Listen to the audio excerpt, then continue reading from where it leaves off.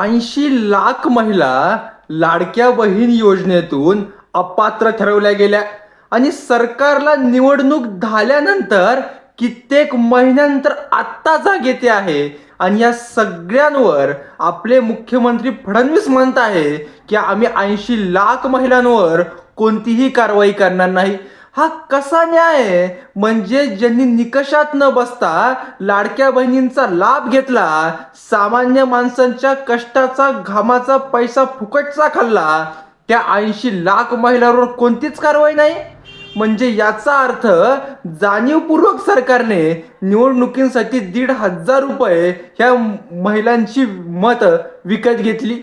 या राज्याचे मुख्यमंत्री म्हणताय ज्यांच्यावर जबाबदारी असते ती कायदा व सुव्यवस्था पाळण्याची, ते संदेश देत आहे की तुम्ही बिनधास्त कायदा तोडा, आम्ही तुमच्या मागे ठामपणे उभा आहोत, आम्ही तुमच्यावर कोणतीही कारवाई करणार नाही.